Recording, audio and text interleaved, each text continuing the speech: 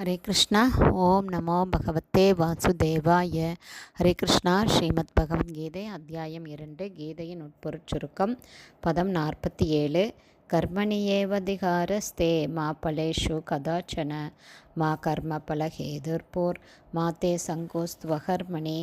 Translation: உனக்கு விதிக்கப்பட்ட கடமைகளை செய்ய மட்டுமே உனக்கு பூரண உரிமை உண்டு. செயல்களின் பலன்களில் உனக்கு அதிகாரமில்லை. உனது செயல்களின் விளைவுகளுக்கு உன்னையே காரணமாகவும் எண்ணாதே. செயலற்ற நிலையிலும் விருப்பம் கொள்ளாதே. அதாவது பகவான் என்ன சொல்கிறார் அப்படின்னா, நம்மளுடைய கடமைகளை செய்ய மட்டும்தான் நமக்கு உரிமை இருக்குது.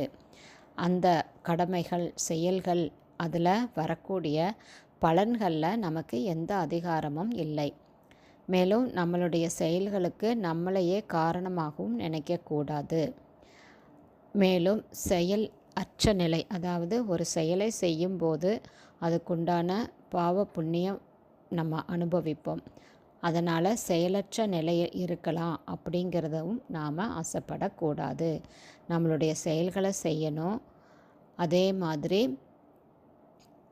சாஸ்திரங்களில் புறக்கணிக்கப்பட்ட செயல்கள், அதாவது தீய செயல்கள், விகர்மான்னு சொல்லப்படுது, அதை செய்யக்கூடாது. வேதங்களில் விதிக்கப்பட்ட நம்மளுடைய கடமைகளை செய்யணும். அதே சமயத்தில் அந்த கடமைகளுக்கு நாம் பலனை எதிர்பார்க்க கூடாது. செயலற்ற நிலையிலும் இருக்கக்கூடாது.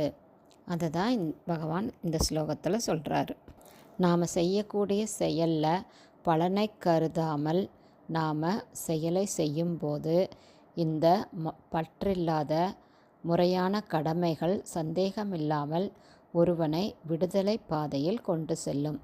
அதனால் பலனை கருதாமல் கடமைக்காக யுத்தம் செய்யும்படி அர்ஜுனன் இறைவனால் இங்கு அறிவுறுத்தப்படுகிறார். ஏன்னா அர்ஜுனன் க்ஷத்ரியனாக இருக்கிறதுனால அவருடைய கடமை யுத்தம் செய்வது.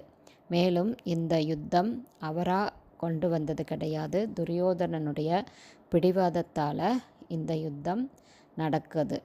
அப்போது க்ஷத்ரியனான அர்ஜுனன் கண்டிப்பாக அவருடைய கடமையான யுத்தத்தை செய்யணும்.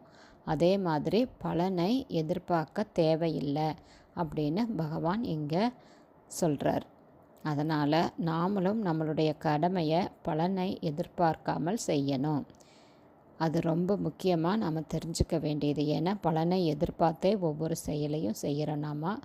ஆனால் பலனை எதிர்பார்க்கக்கூடாதுன்னு பகவான் சொல்கிறாரு. ஹரி போல்.